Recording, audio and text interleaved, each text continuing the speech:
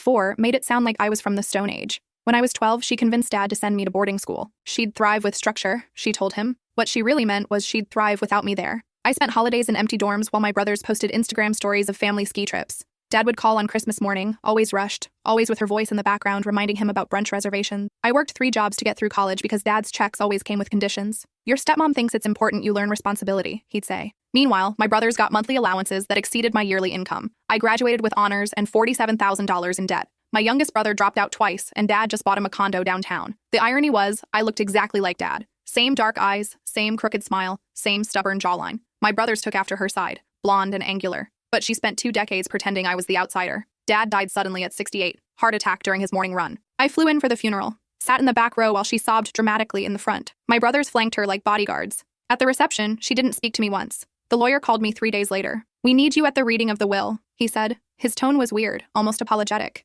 "It's important you're there." I assumed I was getting Dad's old record collection or maybe his watch. Something small that wouldn't upset her. The conference room was cold. My stepmom sat at the head of the table in head-to-toe black, diamond earrings glittering. My brothers were checking their phones, bored. They already knew they were splitting everything. Dad had told them so. The lawyer cleared his throat. "This is somewhat unusual," he began. He looked directly at me. "Your father established a trust 8 months ago. The estate, including the house, the business holdings, and all liquid assets, go entirely to his daughter Bryn." I'd never heard my name sound so loud. My stepmom's head snapped up. "What?" "There are provisions for the boys," the lawyer continued. "College funds that have already been distributed, but the bulk of the estate, approximately $4.7 million, goes to Bryn, along with full ownership of the company." The room erupted. My stepmom was screaming about mistakes, about lawyers being incompetent, about Dad not being in his right mind. My brothers were demanding to see the documents. And I just sat there frozen, while the lawyer slid a sealed envelope across the table to me. "Your father left this for you," he said quietly, "to be opened privately." I waited until I was back in my hotel room. Inside was a letter in Dad's handwriting and a USB drive. The letter was short. "You were never the mistake. I was. I let her make you feel unwanted in your own home. I let her poison your brothers against you. This doesn't fix what I did, but it's the only thing I have left to give. The USB contains everything you need. Trust no one, especially her." My hands were shaking as I plugged in the drive. It contained years of financial records, emails, and video files. The first video was dated 6 months before Dad died. His face filled the screen. "If you're watching this, I'm already gone," he said. "And you need to know the truth about what she did." I clicked on the next file, and that's when I realized the inheritance was the least of it. The second video started with Dad sitting in what looked like his office at home. He looked thinner than I remembered, his face drawn. The timestamp read 2:47 a.m. "I need to start from the beginning," he said, glancing at something off camera. "Before I married her, before you were sent away, before everything fell apart." He took a deep breath. "Your mother and I divorced when you were 3. You know that part. What you don't know is why. I had an affair. A stupid, selfish affair that destroyed my marriage to the only woman I ever truly loved. Your mother found out when she was pregnant with you. She stayed until you were born, tried to make it work for another 3 years, then couldn't do it anymore. I don't blame her. I blamed myself." His hands were clasped so tightly his knuckles were white.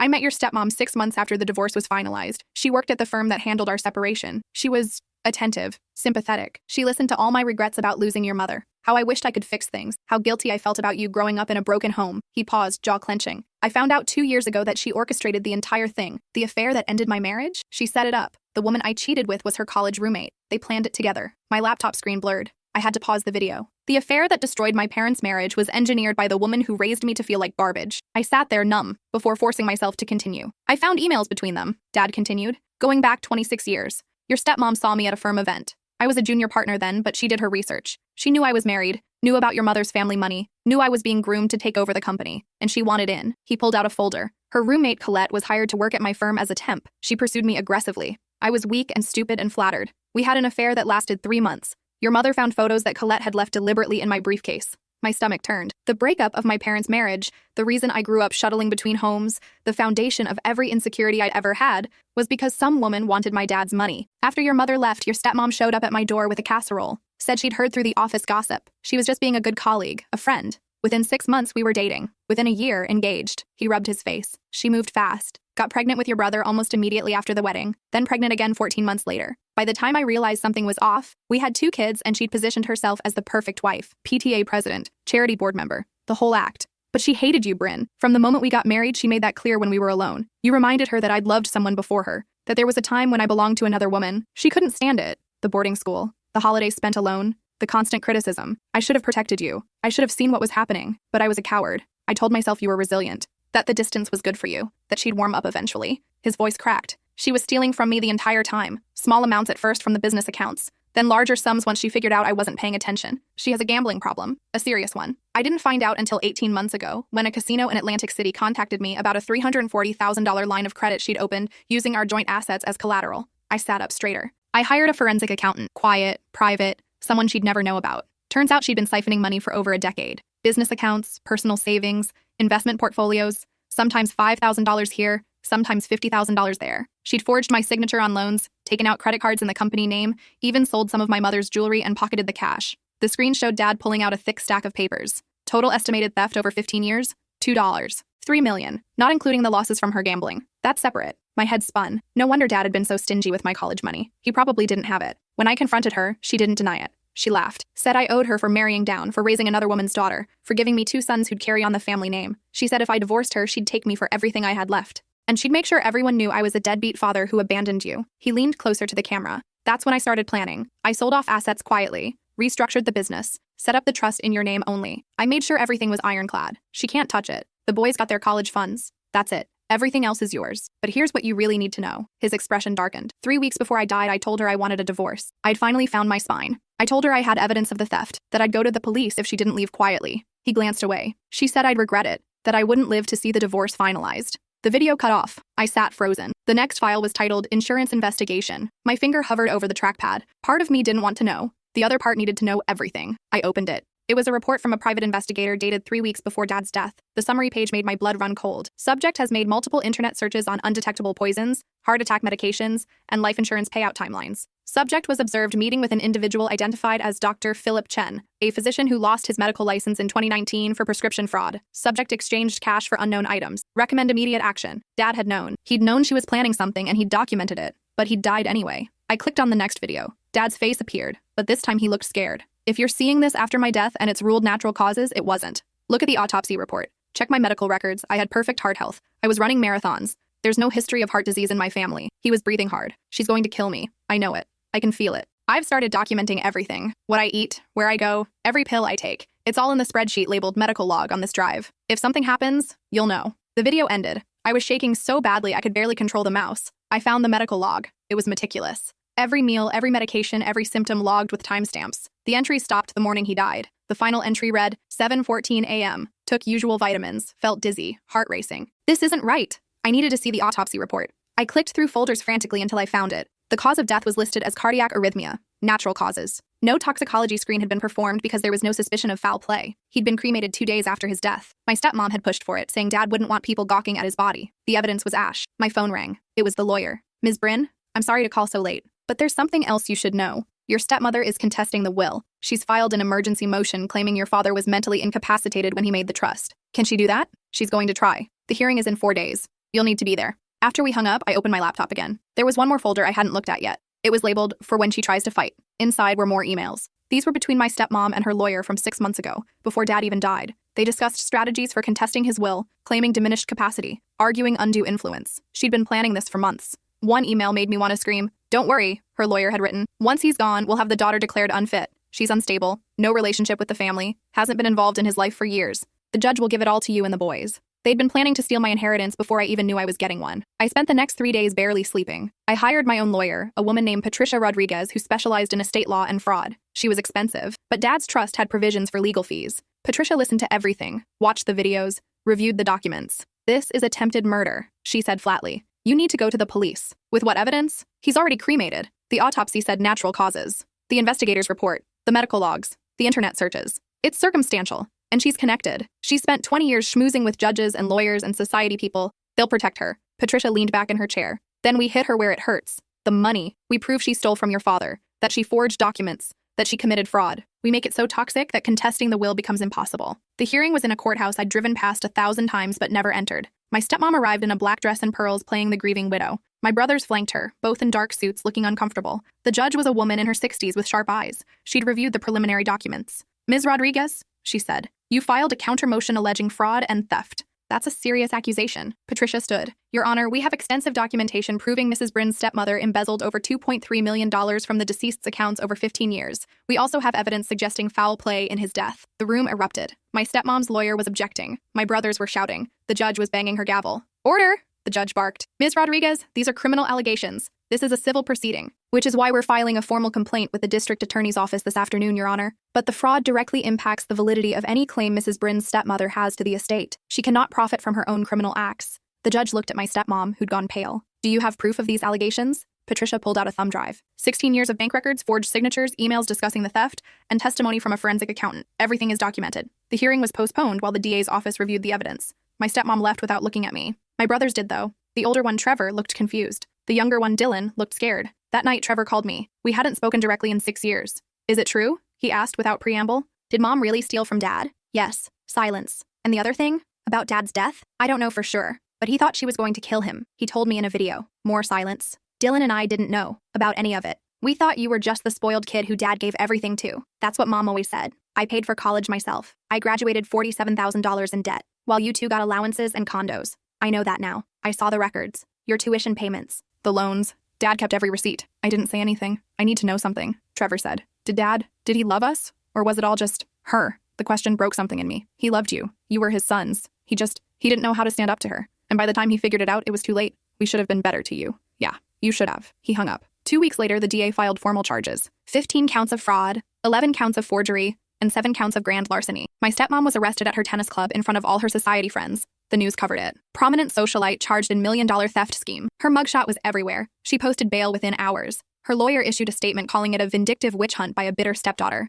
But the evidence was damning. The forensic accountant testified. The forged signatures were analyzed. The casino confirmed her gambling debts. The private investigator provided his report on the suspicious searches and meetings. Patricia filed a separate motion to reopen the investigation into Dad's death. This one was harder. The detective assigned to review it was skeptical. Mr. Bryn's father had a clean toxicology screen, he said. No signs of trauma. The medical examiner ruled it natural causes. The ME didn't screen for everything, Patricia argued. There are substances that mimic heart attacks and clear the system quickly. Potassium chloride, digoxin, certain beta blockers. The deceased's medical logs show symptoms consistent with poisoning. Those symptoms could also be consistent with a heart attack. He was 68 years old, ran marathons, had perfect blood work 3 weeks before his death, and his wife had been researching undetectable poisons online. There's probable cause for further investigation. The detective promised to review it. I didn't hold my breath. The criminal trial for the fraud charges started 4 months later. I sat in the courtroom every single day. My stepmom wore designer outfits and cried delicately into tissues. Her lawyer painted her as a dedicated wife and mother who'd sacrificed everything for her family. The prosecutor,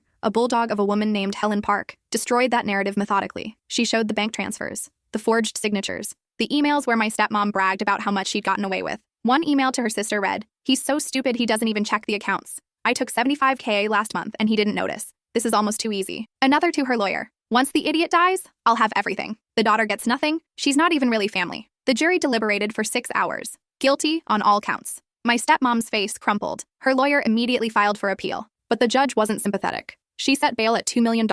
My stepmom couldn't pay it. All her assets were frozen, and the friends who'd surrounded her for years suddenly had other commitments. She spent the next 3 months in county jail waiting for sentencing. The DA's office finally agreed to reopen Dad's death investigation based on the new evidence. They couldn't prosecute for murder, they explained, not without a body or toxicology results. But they could investigate. The detective interviewed the private investigator. He tracked down Dr. Chen, the physician who'd lost his license. Under pressure, Chen admitted he'd sold my stepmom a bottle of liquid potassium chloride, telling her it was for gardening purposes. Potassium chloride in high doses causes cardiac arrest that's nearly impossible to distinguish from natural causes, especially if no one's looking for it. The DA couldn't charge her with murder. The evidence was circumstantial, and Dad's cremation had destroyed any chance of proving cause of death beyond reasonable doubt. But they could charge her with conspiracy to commit murder. The second trial was faster. The evidence was presented. The searches, the purchase, the threats, Dad's fear documented in his videos. My stepmom's lawyer argued it was all speculation, that buying a chemical wasn't the same as using it. But the jury saw Dad's face in those videos. They heard the fear in his voice. They saw a woman who'd stolen millions from her husband and threatened him when he tried to leave. They convicted her on conspiracy charges.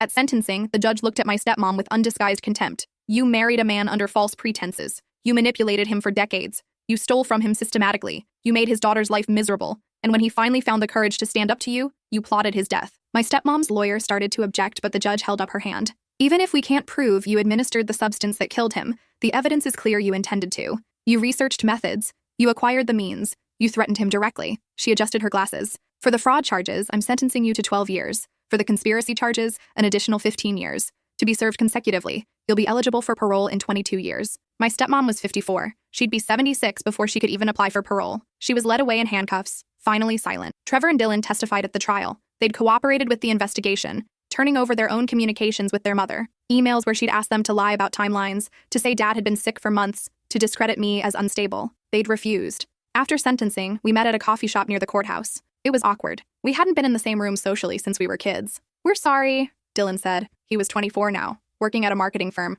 "We believed everything she told us about you. That you were ungrateful, that you'd abandoned dad, that you were only coming back for money." "She was convincing," I said. "That's not an excuse," Trevor added. He was 26, had started his own consulting business. "We were old enough to see what was happening. We chose not to." I sipped my coffee. It was still too hot. "Dad left you both the college funds. She can't touch those. They're in your names." "We know. We're not going to contest the will," Trevor said quickly. "You deserve everything. We wanted you to know we're not her. We don't want anything from you, except maybe to know each other," Dylan said quietly. "If you're open to it, not as brothers necessarily, but as people who shared a really messed up family." I looked at them. They had her coloring, but I could see dad in their expressions now. The same slight furrow when they were nervous. The same way of holding themselves. "We can try," I said. It wasn't forgiveness. Not yet, but it was a start. I inherited everything 6 months later, after all appeals were exhausted and the estate was finally settled. $4.7 million, the house, the company, everything. I sold the house immediately. I couldn't live there, couldn't walk through rooms where she'd made me feel worthless. A developer bought it and tore it down to build condos.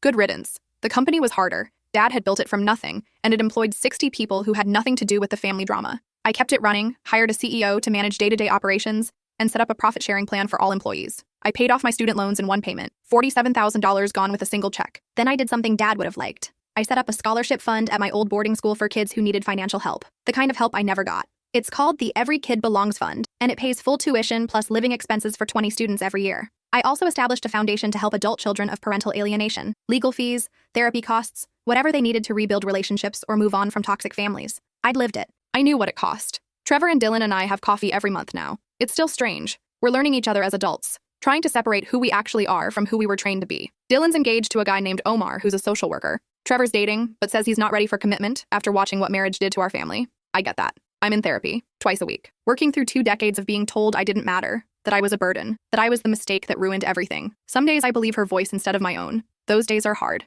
but I have Dad's videos. I watch them when I need to remember that I wasn't crazy, wasn't wrong, wasn't the problem. "You were never the mistake," he says in the last video he made, recorded 3 days before he died. "You were the best thing I ever did. I just didn't fight hard enough to prove it to you. I'm sorry, Bryn. I'm so sorry." He's crying in that video. So am I every time I watch it. A year after the sentencing, I got a letter from my stepmom. She'd written it from prison. Her handwriting was shaky, unrecognizable from the perfect script she'd used for Christmas cards and party invitations. "I'm not writing to apologize," it began, "because I don't think sorry means anything at this point. I'm writing because I need you to understand why." I almost threw it away, but something made me keep reading. "I grew up poor, trailer park poor, the kind of poor where you wore the same jeans every day and kids made fun of your food stamps. I watched my mother work 3 jobs and still couldn't pay rent. I promised myself I'd never live like that, never be that desperate. When I saw your father, I saw a way out. He was kind, successful, stable, everything I'd never had, and I took it. I orchestrated it. I don't regret that part. But somewhere along the way, it stopped being about security and became about control, about winning. You were evidence that I wasn't his first choice,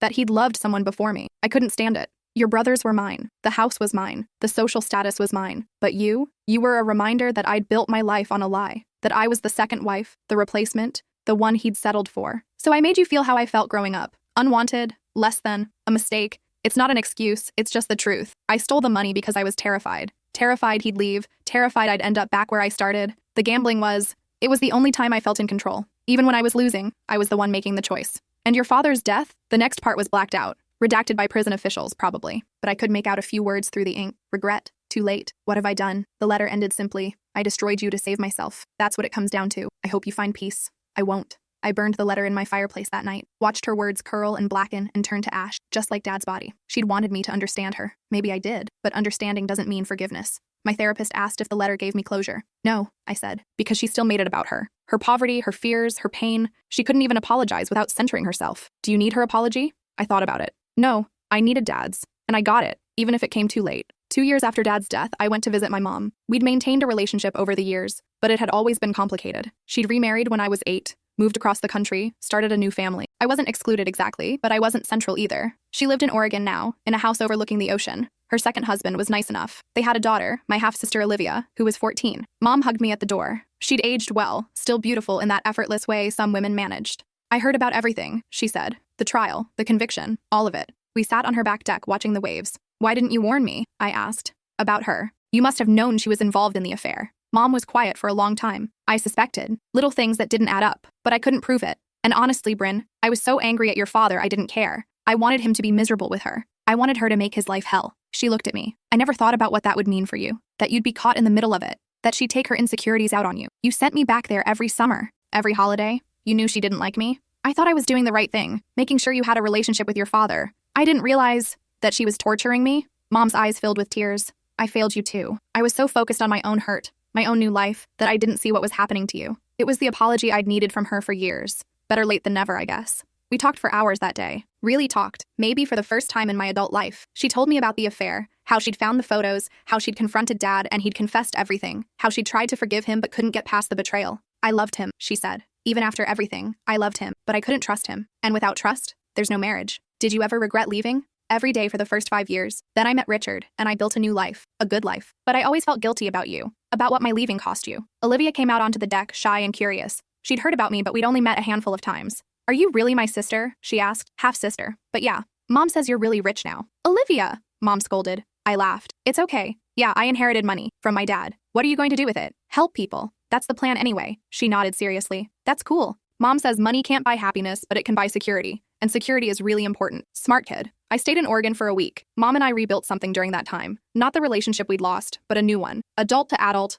honest about our failures and our regrets. Before I left, she gave me a box of photos. Pictures of Dad and her when they were young, before the affair, before everything fell apart. They looked happy. Genuinely, unquestionably happy. He loved me once, she said. And I loved him. Remember that, okay? Not everything was ruined. You came from something real. I keep those photos in my living room now. A reminder that even broken things started whole. The company Dad left me turned out to be more complicated than I'd expected. He'd run a commercial real estate development firm, but he'd also been quietly buying up properties in low-income neighborhoods. The files showed he'd been working on a project to create affordable housing, using the company's resources to subsidize rent for families who couldn't afford market rates. He'd never told anyone about it. Not my stepmom, not the boys, not me. It was his secret project, something he'd been planning for years. The plans were detailed. Mixed income developments, community spaces, partnerships with local organizations. He'd wanted to build something that mattered, something that helped people like my stepmom had been as a kid. The irony wasn't lost on me. I decided to finish it. Hired architects, met with community leaders, pushed through zoning approvals. The first building opened 2 years after Dad's death. 24 units, half market rate and half subsidized.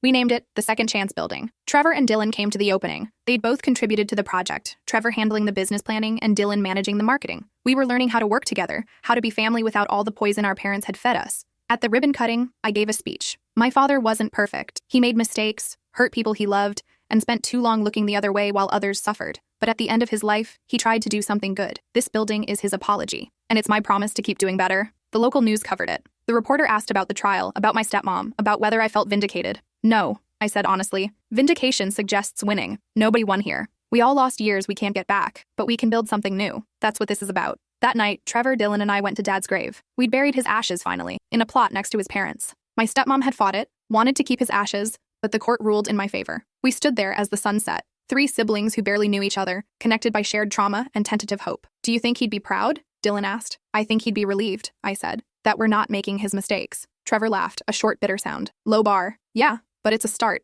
5 years after Dad's death, I got an email from the prison. My stepmom had requested a meeting. She'd been approved for a visitation if I agreed to come. I didn't respond for 3 weeks. My therapist asked what I wanted to do. Part of me wants to see her, I admitted. To look her in the eye and tell her she didn't break me. That I'm fine, better than fine. That I have everything she wanted and she's rotting in a cell. That's understandable. But the other part knows that's what she wants. Attention. To matter. Even my hatred would feed her ego. So what does the healthiest version of you want? I thought about it. Nothing. I want to feel nothing about her. She's just someone who hurt me once. Not my villain origin story, not my nemesis. Just a sick, sad woman who made evil choices. I deleted the email. The last time I thought about her was 2 months after that. I was at a park, watching Trevor's daughter, my niece Claire, play on the swings. She was 3, blonde like her grandmother, but with Dad's smile. Trevor had been terrified when she was born, afraid he'd mess her up the way we'd been messed up. But watching him with her, patient and present, and overflowing with uncomplicated love, I could see he was nothing like the parents who raised us. I tell her I love her every day, he'd said once. Even when I'm frustrated, even when she's being difficult, I want her to never doubt it. That's what we'd all needed. Someone to fight for us.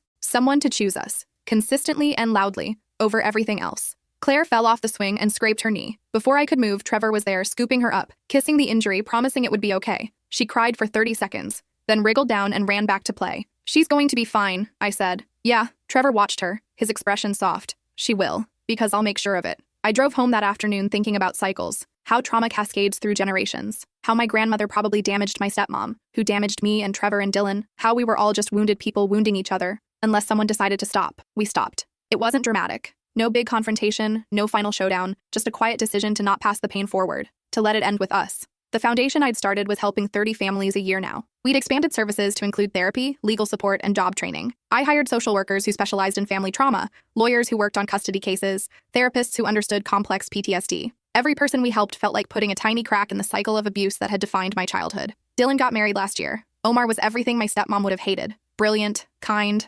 openly gay, and from a working-class family. Dylan invited me to be in the wedding party. I said yes. At the reception, he gave a speech thanking his parents for showing him exactly what kind of marriage he didn't want. I watched my mother manipulate, lie, and destroy, he said. And I watched my father enable it. They taught me that love without courage is just cowardice. So thank you to Omar for being brave enough to love me honestly. And to my sister Bryn, who showed me what real strength looks like. I cried through the whole speech. Trevor pulled me aside during the dancing. We're lucky to have you, he said. I know we didn't earn it, but we're grateful. You're earning it now, I told him. That's what matters. The scholarship fund sent its first recipients to college this year. 20 kids who'd grown up in boarding schools, foster care, or broken homes. Kids who'd been told they were problems, mistakes, burdens. I met them all at an orientation dinner. They were bright, damaged, hopeful, cynical. They reminded me of myself at 18. One girl, Tasha, approached me after. She'd grown up in foster care, bounced between 12 homes before aging out of the system at 18. Why are you doing this? She asked. You don't know us. Because someone should have done it for me, I said. And they didn't. So now I'm doing it for you. Do you want us to be grateful? I want you to be successful. Grateful is optional. She studied me for a long moment. My caseworker said you had a messed up family too. That you get it. I get it. Does it ever stop hurting? I could have lied, given her some inspirational speech about healing and time and resilience. Instead, I told her the truth, sometimes, for longer and longer periods. And then something will remind you, and it'll hurt again. But the hurt gets smaller, less sharp. You learn to carry it instead of letting it carry you. She nodded. That's what I figured. But the good news is, you get to build whatever life you want now. No one else's expectations, no one else's failures, just yours. That's terrifying. Yeah, but it's also freedom. I'm 34 now. 7 years since Dad died. Since my life exploded and reassembled into something I didn't recognize. I live in a condo downtown, nothing fancy but comfortable. I still work, managing the foundation and the company's housing projects. I date occasionally, but haven't found anyone I want to build a life with yet. My therapist says I'm gun-shy about commitment, which is probably fair. Trevor, Dylan, and I have family dinners once a month. Claire comes, and now Trevor's new baby, Jack. Dylan and Omar are adopting, waiting for a placement. We're building something new, these weird sibling relationships between people who grew up as strangers. We don't talk about our stepmom much. She's just a fact of our past, like having had chickenpox or learning to ride a bike. Sometimes Dylan will mention getting a letter from her and burning it. Trevor once admitted he still has nightmares where she's standing in his house, smiling that cold smile. I don't dream about her anymore. Last month, I visited Dad's grave again. It was his birthday. He would have been 75. I brought flowers, sat on the grass, and talked to him like he could hear me. I paid off another round of scholarships, I said. 40 kids this year. The foundation is growing. Trevor's doing really well with his business. Dylan's happy, like genuinely happy. And I'm okay. Most days, I'm actually okay. The wind rustled the trees. I'm still angry at you sometimes. For not protecting me, for being weak, for letting her win for so long. But I'm also grateful you did one hard thing at the end. You gave me the truth, and the means to do something with it. And I traced his name on the headstone. I hope you're wherever people go when they die. I hope you found Mom, and you're both young again, before everything went wrong. I hope you're proud of us, of what we became despite everything. A crow landed nearby, tilted its head at me. I forgive you, I said. Finally. Not because you earned it, but because carrying the anger was making me tired. I sat there for another hour, just being quiet, being still. When I left, I felt lighter. Not fixed, but less heavy. The thing about trauma is it never completely disappears. It's always there. A scar that aches when it rains. But scars are proof you survived. They're evidence that something tried to break you and failed. My stepmom tried to break me. She spent 20 years calling me the mistake, treating me like I didn't matter, erasing me from my own family story. But here I am, running a company, funding scholarships, building affordable housing, choosing differently than I was taught, breaking cycles that have run for generations. So who's the mistake now? Not me. Never me. I was loved by my mother, loved by my father even when he couldn't show it, loved by brothers who found their way back to me. I'm loved by the kids I'm helping, by the families living in buildings my father dreamed of, by the people who see my work and say, this matters. And I love myself. Finally, painfully, I've learned to love the kid who survived boarding school alone, the teenager who worked 3 jobs, the young woman who graduated with honors and mountains of debt, the daughter who sat in the back row at her father's funeral. I'm not the mistake. I'm the triumph. My stepmom is spending 27 years in prison, which means she'll die there, probably. She's been denied parole twice already. Too manipulative, the board said. No remorse, no rehabilitation. Trevor told me she still writes letters. To him, to Dylan, to her old friends, blaming me for destroying the family, claiming she's innocent, insisting Dad was mentally ill and I took advantage. No one responds. We've all moved on. Last week, a girl from the scholarship program stopped by my office. Her name was Alicia, and she'd graduated last year with a degree in social work. She'd gotten a job at a nonprofit helping kids in foster care. I wanted you to know, she said, that I used your story in an interview. They asked why I wanted this job. I told them I wanted to be for other kids what you were for me. Someone who saw us as valuable, not broken. My throat tightened. You were always valuable. I just helped you see it. That's what I mean, though. You saw it first, before we could. That's the gift. After she left, I stood at my window looking out at the city. Somewhere out there were more kids who felt like mistakes. More families falling apart. More people learning that the ones who were supposed to protect them were actually the threat. I couldn't save all of them, but I could save some. And maybe that's enough. Maybe it has to be enough. I pulled out my phone and texted Trevor and Dylan. Dinner this weekend? My place. I'll cook. Trevor. Only if you don't burn the pasta again. Dylan. Bringing wine and Omar's dessert. He's offended by your baking. I laughed. We were becoming what we'd never been allowed to be. Siblings who actually liked each other. My phone buzzed again. An email from the foundation director. Another applicant accepted into the program. Her name was Grace. She'd grown up being told she was stupid, worthless, a burden on her single mother. Her essay ended with, I don't want to be what they said I was. I want to be what I choose to become. Yeah, I understood that. I approved her application and added a note. Welcome to the family. Because that's what we were building here. Not a biological family, not a legal one, but a chosen family of people who'd survived being told they were mistakes and decided to prove everyone wrong. My dad's will said I inherited $4.7 million in a company. What I actually inherited was a choice. I could be bitter, angry, broken, or I could take the pain I'd been given and transform it into something that helped others. I chose transformation. Every scholarship I fund, every affordable housing unit we build, every therapy session we pay for, every legal fee we cover for a kid fighting for custody of a younger sibling, it's all transformation. Turning cruelty into kindness. Turning rejection into acceptance. Turning you don't belong into there's room for you here. My stepmom spent 20 years making me feel worthless. I'm spending the rest of my life proving worth isn't something someone gives you. It's something you build day by day, choice by choice, kindness by kindness. And I'm building something she could never touch or take or destroy. I'm building myself. That night, I made dinner for Trevor, Dylan, Omar, and Claire. We ate pasta that was only slightly burned, drank wine, and laughed at old stories that used to hurt but now just felt distant. Claire asked me to tell her about her grandpa. Not my stepmom, who she'd been told was in prison but didn't really understand. Her grandfather. He was complicated, I said, lifting her onto my lap. He made mistakes, big ones. But at the end, he tried to make things right. He left us each other. Is that a good present? She asked. Trevor reached over and ruffled her hair. Yeah, sweetheart. That's the best present. We stayed up late, these 3 siblings and our chosen family, building something new in the ruins of what we'd been given. And somewhere in a prison 3 states away, my stepmom sat in a cell, probably still insisting she'd done nothing wrong. Let her. I had everything she'd wanted and more. I had peace. I had family. I had purpose. And I had myself. Turned out, that was everything that mattered.